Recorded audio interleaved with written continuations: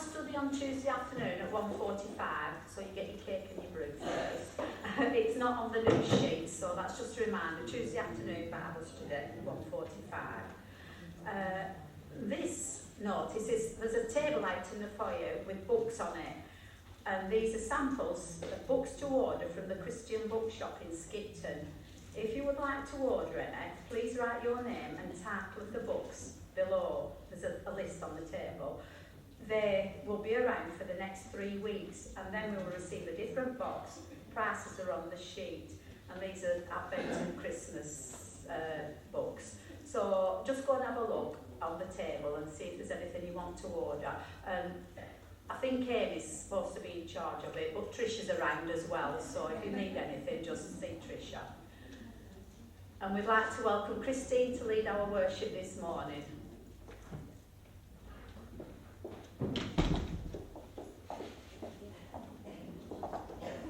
Good morning, everybody. It's a change. I know it's difficult to have an 11 o'clock service on Remembrance Day when we've also got the 2 minute silence till 11 o'clock. So we'll try and get through to that right time. We did have a call to worship, but I think we'll just go into the first hymn instead. So our first hymn is from Singing the Faith, and it is number 82. O Lord my God, when I in awesome wonder consider all the works thy hand hath made. Hymn 82.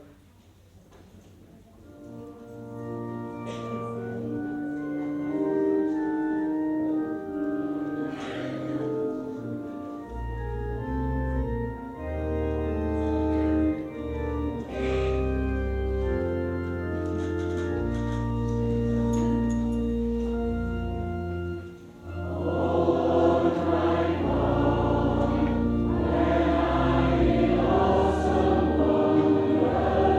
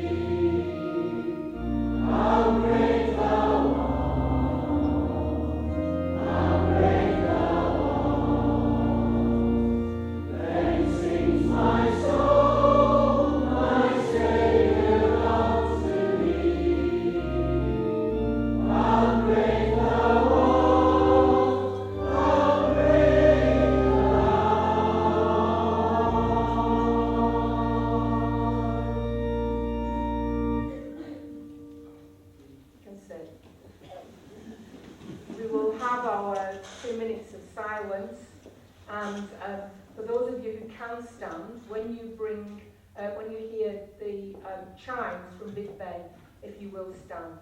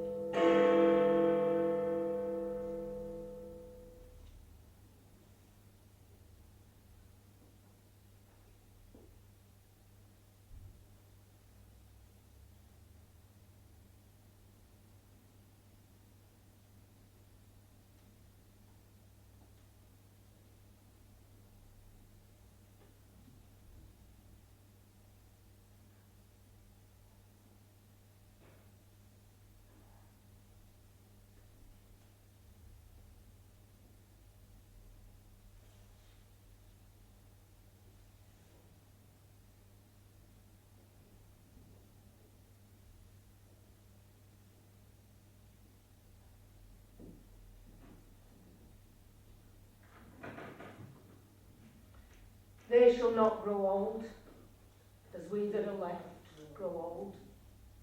Age shall not weary them, nor the years condemn.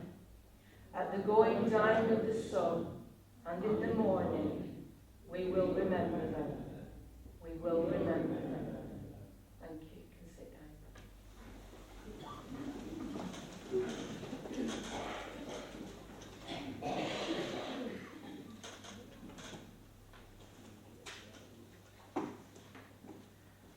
As it is a special day, a day of remembrance, and we don't always have full-on remembrance services, I intend to have a remembrance service where we solemnly and filled with fun also remember those who have gone before us, those who fought in all the conflicts throughout the world. And so I've used some of the material from the British Legion, and one of the things that they want is some promises from us that we recognise that war is not always the way forward. And so there are some words here. So I say, we meet in the presence of God. We commit ourselves to work in penitence and faith, for reconciliation between the nations, that all people may together live in freedom, justice and peace. We pray for all who in bereavement, disability and pain continue to suffer the consequences of fighting and terror. God is our refuge and strength, a very present help in trouble. I lift up my eyes to the hills, from whence will my help come? My help comes from the Lord, who made heaven and earth. This I call to mind, and therefore I have hope. The steadfast love of the Lord never ceases. His mercies never come to an end. They are new every morning. Those who wait for the Lord shall renew their strength. They shall mount up with wings like eagles. They shall run and not be weary. They shall walk and not be faint. What does the the Lord require of you, but to do justice, and to love kindness, and to walk humbly with your God. Remember thanksgiving and sorrow, those whose lives in world wars and conflicts past and present have been given and taken away. Amen. We say together the Lord's Prayer. Our Father, who art in heaven, hallowed be thy name. Thy kingdom come, thy will be done, on earth as it is in heaven. Give us this day our daily bread, and forgive us our trespasses, as we forgive those who trespass against us. And lead us not into temptation, but deliver us from evil. For thine is the kingdom, the power, and the glory, forever and ever. Amen.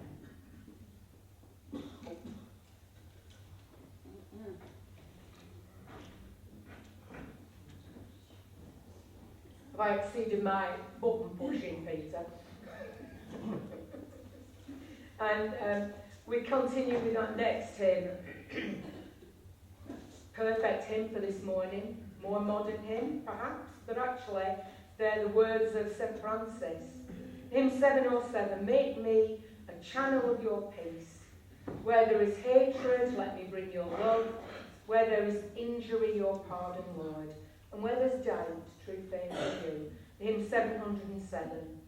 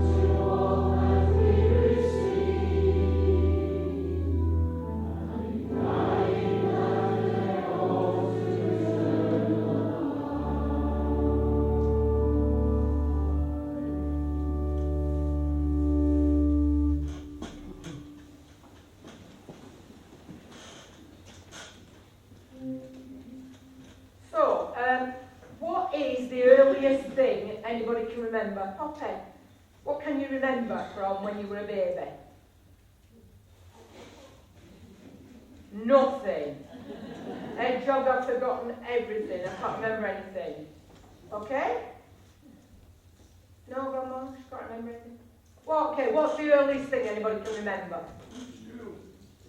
School. School, yeah? Good times or bad? Oh, don't tell me. Okay, who can think of the... Oh, yeah, go on then. We used to make our own pots. Did you, Jeff? Well, out of what? Hey, I don't say that. Were it like red crepe paper or red tissue? Something like that. You'll ask your wife later. Anything red. Okay, but not your riches. Okay. Who can tell me what their happiest memory is? Anybody? Girls, have you got happy memories? Getting married, who was that? Every one of you should have shouted that, eh? You are in trouble, blokes, when you get home. Yes, Jeff? I remember when I was about 5 years old. We could be here a long while, we Jeff. He had a record work, and he got his job through the government, chopping trees down in Wales, North Wales. In real, yeah. And he come back and gave me half a crack. That were a lot of money, weren't it? You still got it. Okay, I'll not ask you, Daniel, because you'll just scowl at me. Yeah, go on, Brenda. She was 5, going to school. Quiet voice. And I didn't, and when I came home, when I went to school I didn't have a brother, and when I came home at dinner time I had. Wow. And that's happy, is it? Yes. Good. Bless it. Peter, well, lovely brother, weren't they? Yeah. Okay, so, who knows what Remembrance Sunday's about? No, you just have to come because you're in Ryan's. No idea why I've been right, girls have any idea what we're remembering? No. Remembering the soldiers in the war. Yeah. But there's been lots of things that have made me think, come up on Facebook. We don't just remember the soldiers in the war, do we remember the doctors, the nurses? Sometimes. Sorry, speak, yeah. Sometimes you remember people who get killed in like the arena bombing Yes. and stuff like Yeah. that. Yeah. Not Yeah. only war, it's that kind of thing as well. Well, yeah, you're right. So it's the animals. Who knew that there were animals in all the wars? Horses and dogs and things. Okay. And then we tend to think of it, don't we, as the First World War. And then the Second World War. Because the First World War was supposed to be the war that ended everything, wasn't it? All wars. But then we've had the terrible Falklands War, the Iraq, everything, Afghanistan, it all just continues and continues. And terrorism, you're right, Stephen, throughout the world. And we remember those people who work hard to try and keep this world a safe place. And on Remembrance Sunday, there is a special flower that we wear. Who knows what it is? There's only 3 of you, so I'm just going to keep asking you. You're well picked up. What has Grandma got on? Which one are you? Jessica. Well, 50-50, weren't it? It's easier when they've got glasses on. That's it, I can tell when she's got her glasses on. Isabel, what flower has Grandma got on? A poppy. You're right. She's right, isn't she? So, what we've got is lots of lovely poppies. So, have you seen these? These are beautiful. These are our plastic poppies that Helen made with the brownies and Christine made. That's what they are. They're the bottom of plastic bottles. You can do them all next year. We expect to come past your houses and see strings of plastic poppies hung out. Don't laugh, I'm coming. And then we have some flowers that the Rainbow's made that I'm going to ask you with Hannah to make into some wreaths that we can leave at the front. So I need you to come out. Jessica, come out. Isabel, come on out. Okay. And Hannah.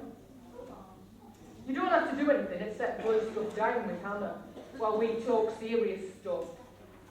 Is that all right? Can you help Hannah glue? Oh, Christine's coming. Oh, wait. Oh. There's about thousands of them now.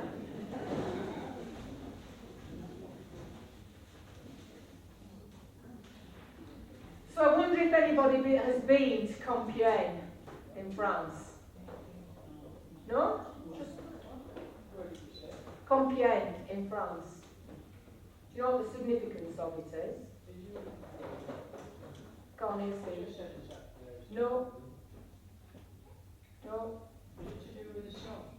No. Well, yeah. Who's my clever devil there? Is it you? It's where the armistice was signed.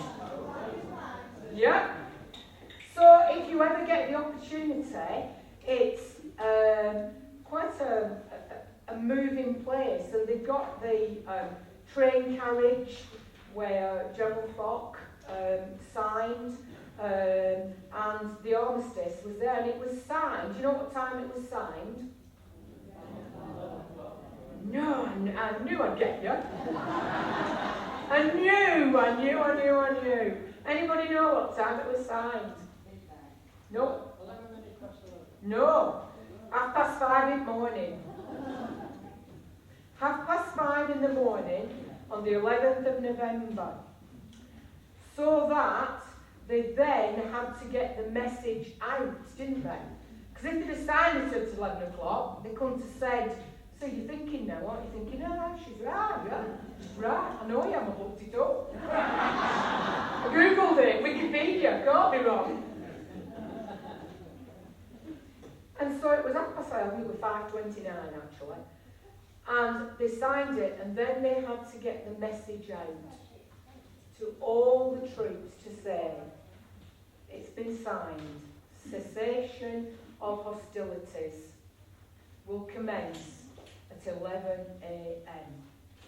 And that's why we have Remembrance Sunday at 11 o'clock on the 11th of November, because that, 11/11/1918, is when hostilities stopped.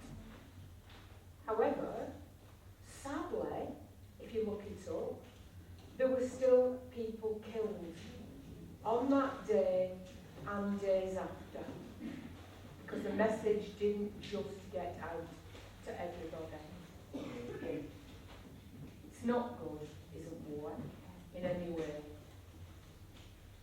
So we have a national ceremony where the Queen lays a wreath and representatives of lots of different organisations lay wreaths at the centre. The Queen lays the first one to remind us. Just going to read to you, George V, I think it was, initiated the 2-minute silence. And I'll just read this to you. So on the 12th of November 1919, because the 11th of November 1919 was the first Remembrance Sunday, okay? And this is what the Manchester Guardian said about that first 2-minute silence. The first stroke of 11 produced a magical effect. The tram cars glided into stillness. Motors ceased to cough and fume and stopped dead. And the mighty limbed dray horses hunched back upon their loads and stopped also, seeming to do it of their own volition. Someone took off his hat, and with a nervous hesitancy, the rest of the men bowed their heads also. Here and there, an old soldier could be detected slipping unconsciously into the posture of attention. An elderly woman not far away wiped her eyes, and the man beside her looked stern and white. Everyone stood very still. The hush deepened. It had spread over the whole city and become so pronounced as to impress one with a sense of audibility.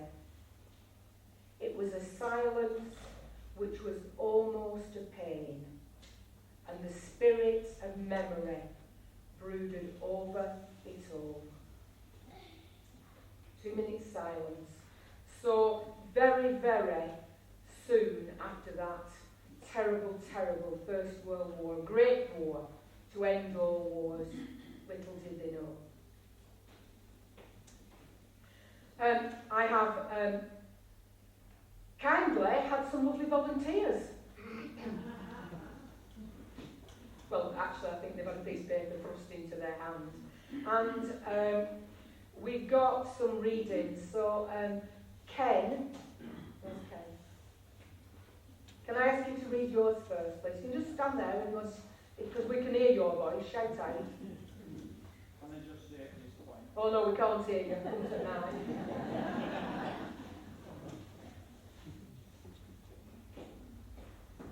Can I just say at this point that Christine asked me to read this in the choir vestry, and she couldn't have picked anybody worse. We know you'll cry, Ken.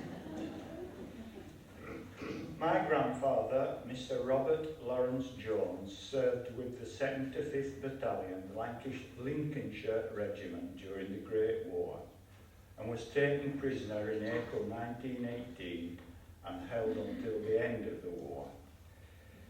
He wrote an account of his experiences during this period, which he dictated to his sister many years later. And these are the memoirs. Then came that never-to-be-forgotten explosion, and when I awoke, I found myself and Hancock both lying half buried in the earth. Both Hancock and I were helped out by what proved to be Bavarian infantry, and really we must have been a weird-looking pair.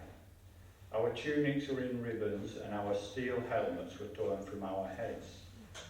I have a very hazy idea of how we arrived at the dressing station, and our first act was to fall fast asleep, side by side with the men who had so lately been fighting. We were awakened by a German Red Cross man who could speak English, who told us we were to be sent up the line to help carry their wounded. From that moment, things seemed to be forced home to us, making us realise the grim reality of war. It seemed strange to have load shells.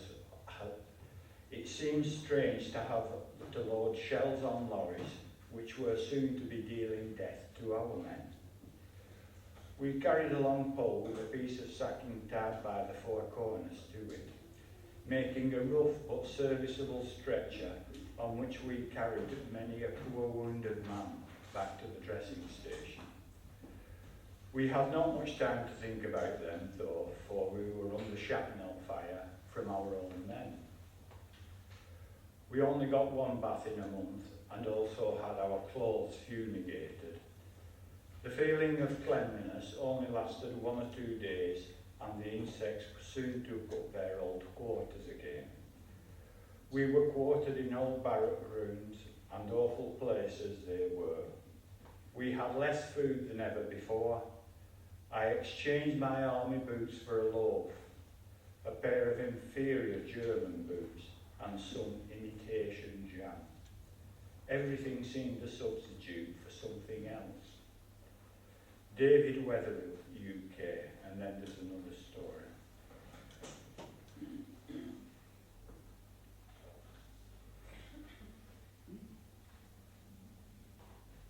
My great-grandfather's photograph hung in the parlour at my great-grandmother's house in Birmingham, in a frame which had a pattern of blue flowers and the words "Forget-me-not." My granddad's earliest memories were of being given pennies by his father's former comrades as he sat outside the local pub. Great-grandmother only ever had the return of her husband's tobacco pouch still stained with his blood. My great-grandfather served with the 14th Battalion, 1st Battalion at Birmingham Powers, Royal Warwickshire Regiment, from November 1915. He survived several savage battles during the Somme offensive before receiving a fatal wound at Guillemont. He is buried in the communal cemetery at Corby, where last Tuesday my mother placed a poppy on his grave.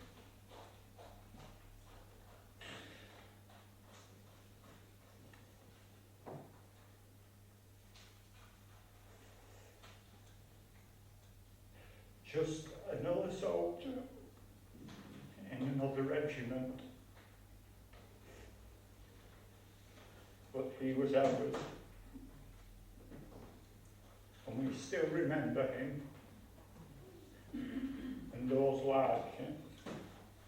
Simon Fielding, UK.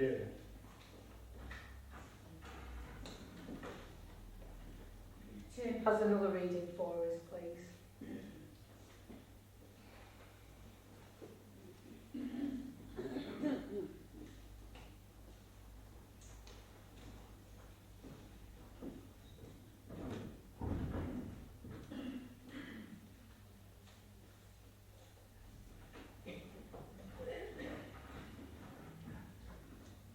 I never knew my grandfather, Percy Smith. Although he survived the fighting in World War I, his health was severely affected and he died while still in his 50s, before I was born. Like many veterans, he was never willing to talk much about his experiences and only told a few anecdotes to my father, which were passed on to me. He first saw action in the Somme, probably in September 16, as he told my father that he accompanied the first tanks into action.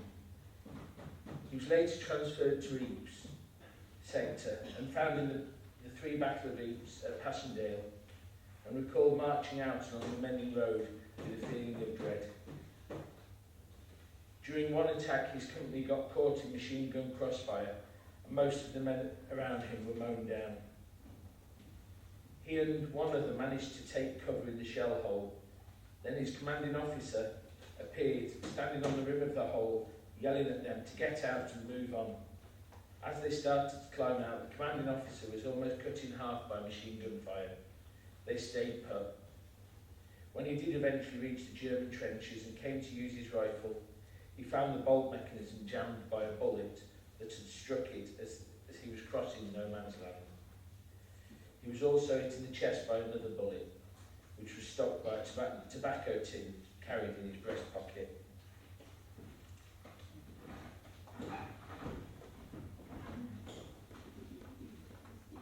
It's good to remember also that war has continued, and Graham has a letter home from the Falklands War, isn't it? I think, Graham?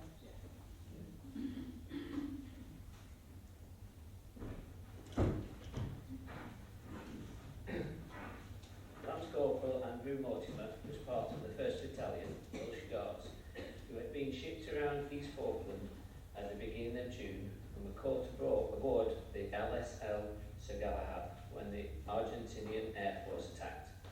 He was meant to be on the tank deck with the mortar platoon when the ship was hit by 3 bombs, but luckily he was in search of a cup of tea at the time and so survived the attack. 49 men were killed, with another 115 seriously injured. 23rd of June, Town Hall, Port Stanley.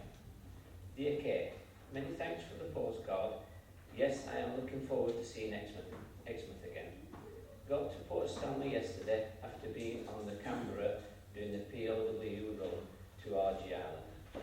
When they came on board first, they smelled just like the school house in Kushika.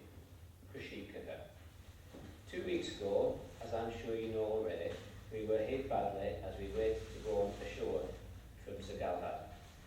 By not being where I should be, I escaped with single hair and large burn holes in my waterproof. Had I been where I should have been, I wouldn't be writing this. Thanks to your first aid lessons, at least one soldier got away alive who wouldn't have had I known what I was doing. Only 2 medics got out. The whole thing was a mess that got 25 of my mates killed. We were left in daylight for 8 hours without air cover. There was hardly any warning. Just someone screaming, air raid warning red, air raid. He never finished. A 500-pound bomb came through the wall about 15 foot away from me and carried on through 2 more walls and a floor where it exploded. The guy stood behind me was killed. I didn't have time to panic or be scared. Even after I got out, I had to go back again to bring some others out.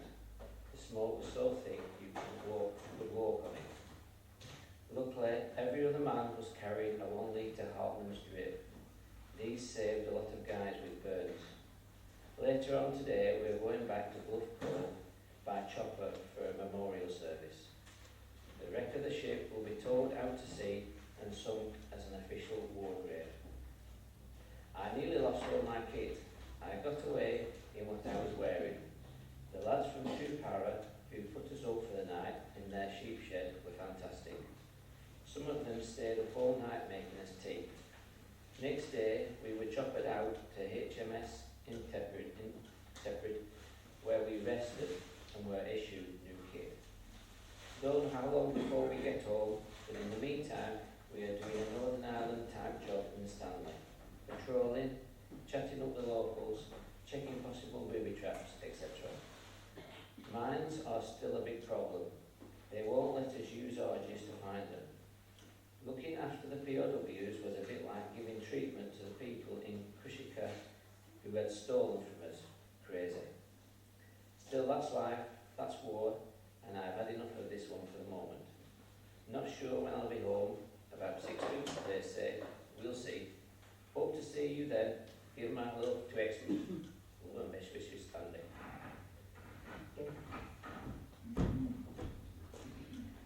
War never seems to end. You will have been given a square of paper with a poppy on, and if you've got a pencil that works, thanks Janet for being our ninja pencil sharpener. I'd like you to write the name on the front of it of someone that you want to remember. You might not know his name, you might just say a soldier of the war. It might be someone that you know in your family who died in any conflict. It might be something generic, whatever you want. But if you would write that, and then later on in the service when the children do the collection, if you give it to the children, then we will bring those copies down and lay them at the front. And we have 2 readings now, please.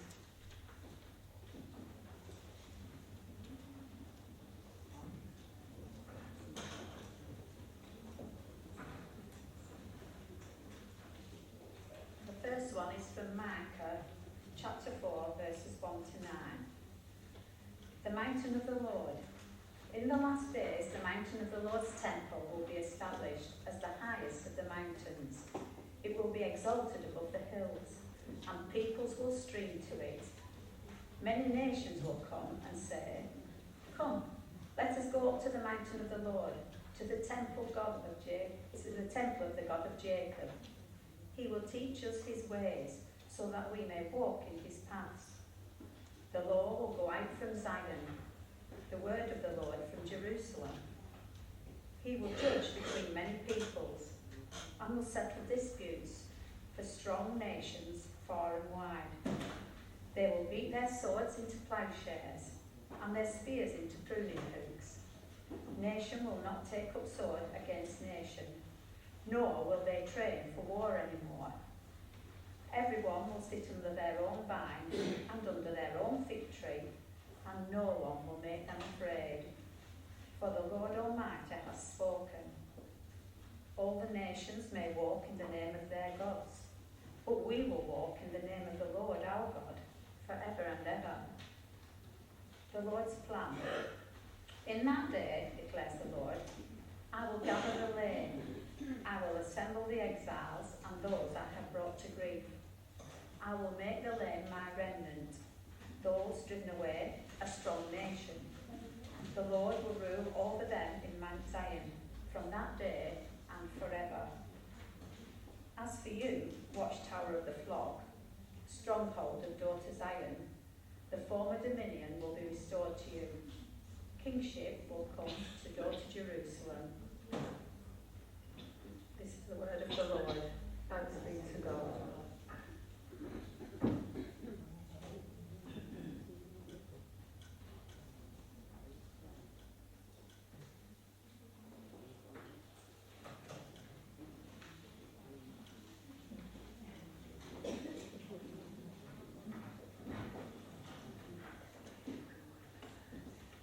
This is Romans 8.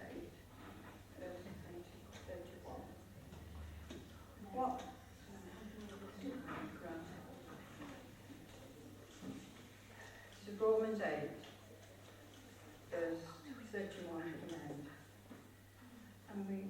And what then shall we say in response to this? If God is for us, who can be against us? He who did not spare his own son, but gave him up for us all, how will he not also, along with him, graciously give us all things? Who will bring any charge against those whom God has chosen? It is God who justifies.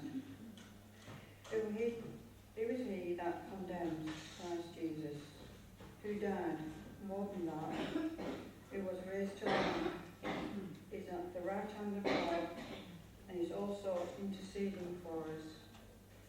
Who shall separate us from the love of Christ? Shall trouble, or hardship, or persecution, or famine, or nakedness, or danger, or sword? As it is written, for your sake we face death all day long. We are considered as sheep to be slaughtered. No, in all these things we are more than conquerors through him who loved us.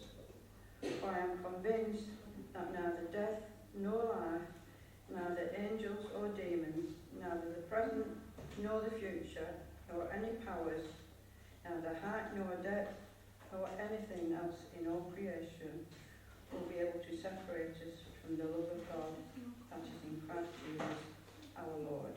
This is the word of the Lord.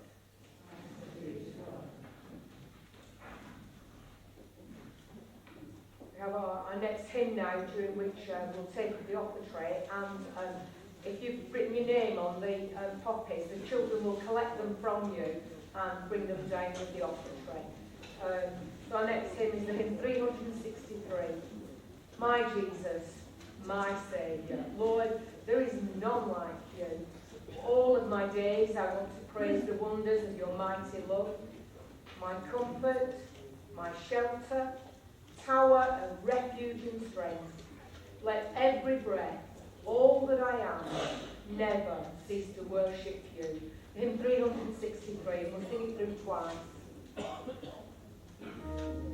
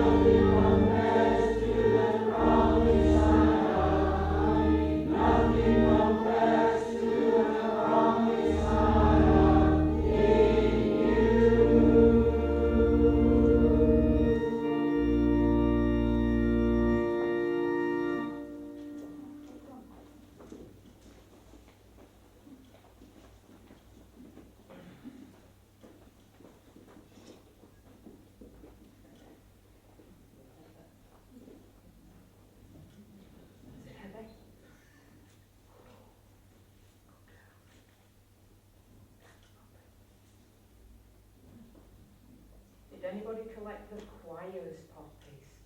Yes. Good. Okay, well, Jane's got one. Okay, in a minute, I don't want you to go after this prayer. I want you to try and spread them out all over here while I'm talking quietly. Can you do that? In a minute, when I said a prayer. Let's pray.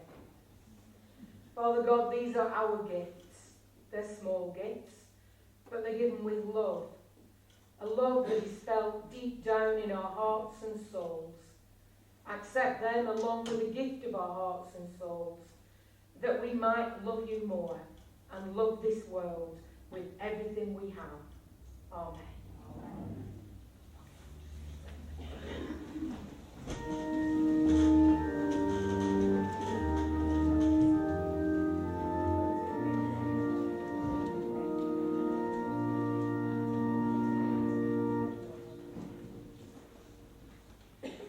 While the children are doing that, I have a poem to read to you.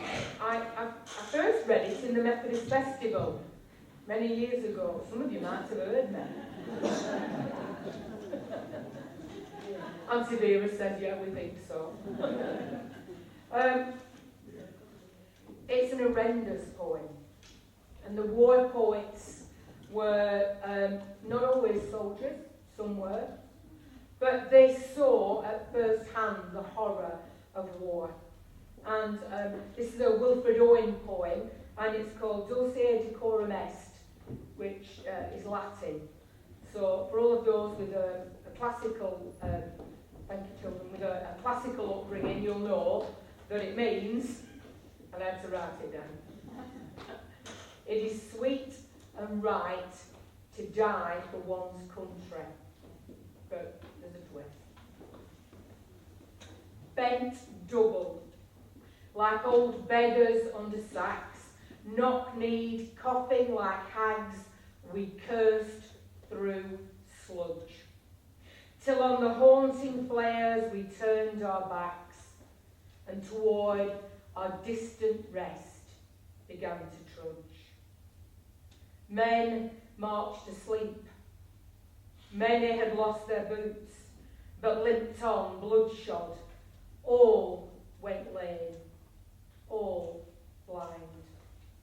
Drunk with fatigue, deaf even to the hoofs of disappointed shells that dropped behind. Gas, gas! Quick, boys! An ecstasy of fumbling, fitting the clumsy helmets just in time. But someone still was yelling out and stumbling and floundering like a man in fire or line. Dim, through the misty panes and thick green light, as under a green sea, I saw him drowning. In all my dreams, before my helpless sight, he plunges at me, guttering, choking, drowning. If, in some smothering dreams, you too could pace behind the wagon that we flung him in, and watch the white eyes writhing in his face, his hanging face like a devil sick of sin. If you could hear at every jolt the blood come gurgling from the froth-corrupted lungs, obscene as cancer, bitter as the cud of vile, incurable sores on innocent tongues, my friend, you would not tell with such high zest to children ardent for some desperate glory the old lie, dulce decorum est, pro patria mori.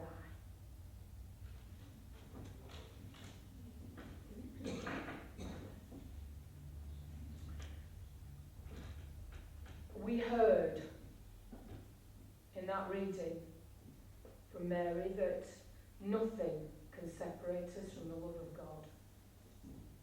That's an horrendous image. And yet not just soldiers. But throughout the world, we know that there have been despots who have gassed their own people. And yet we also know this. The horror of Christ's death. Nails, cruelly hammered, alive, through flesh, through bone, through tendon. Nothing can separate us from the love of Christ, because there is nothing that Christ has not gone through for us. Remembrance Sunday is not just about remembering the people that have died, but remembering the horror that we as human beings have allowed to happen in this world. And Christ asks us this on Remembrance Sunday. When you wear your poppy, don't just remember it for those that have died, but remember it for yourself. That we might, as Christians, be the ones that stand up and shout out against the atrocities that are happening even today throughout the world. And tell people that there is nothing ever that can separate us from the love of God. He is there with us every second of every day.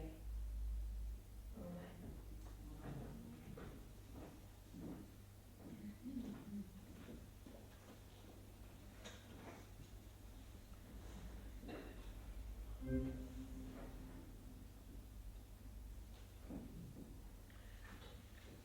Some again of the words from the British Legion, and I'll read this to you. This was a prayer scratched on the wall of a prison cell during the Second World War, and you will have seen it before. I believe in the sun even when it doesn't shine. I believe in love even when I cannot feel it. I believe in God even when He is silent. We are asked by the British Legion to make an act of commitment. For those of you that can stand, I'd ask you to stand, please.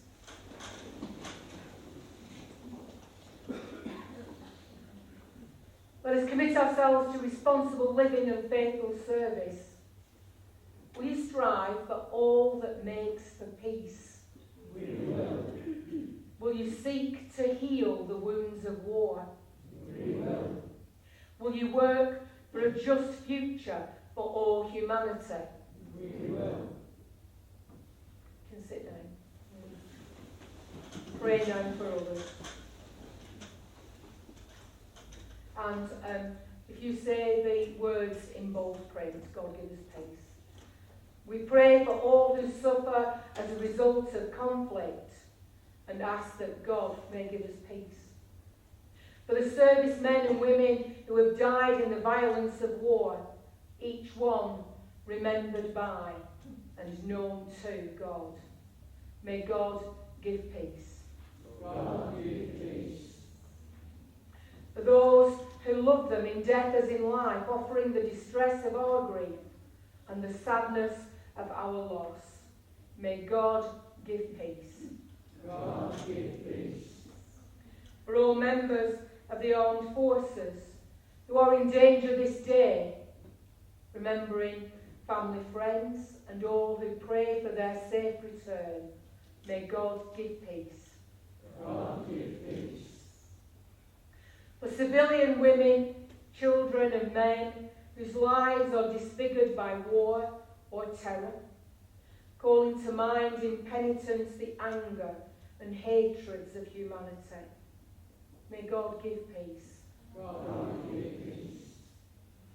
For peacemakers and peacekeepers who seek to keep this world secure and free, may God give peace.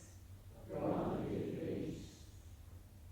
For all who bear the burden and privilege of leadership, political, military and religious, asking for gifts of wisdom and resolve in the search for reconciliation and peace. May God give peace. God give peace. For need, have ill health, or can no longer be with us in worship, we ask for your peace and blessing. Remember especially Sylvia Foster and Joyce Allen, Sharon and Gareth, Donna Gadd. For those affected by mental illness, we bring them to you, Lord. May God give peace. O God of truth and justice, we hold before you those whose memory we cherish and those whose names we will never know. Help us to lift our eyes above the torment of this broken world and grant us the grace for those who wish us harm. As we honour the past, may we put our faith in the future, for you are the source of life and hope, now and forever. Amen.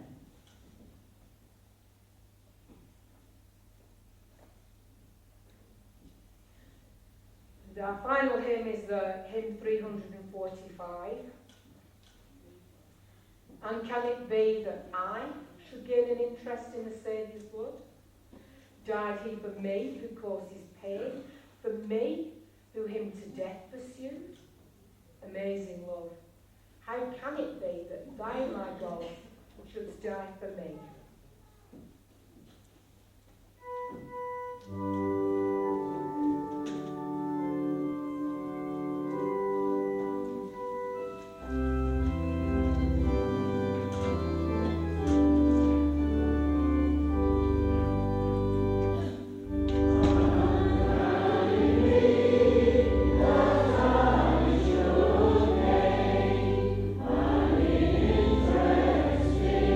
Love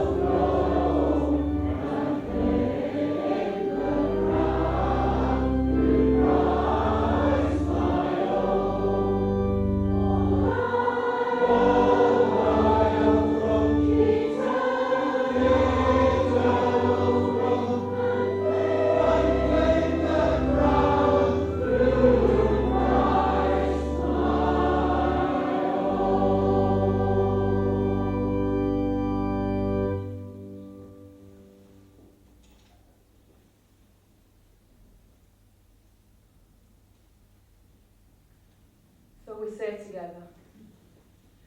God grant to the living grace, to the departed rest, and all people unity, peace and concord. And to us and all God's servants, life everlasting. And the blessing of God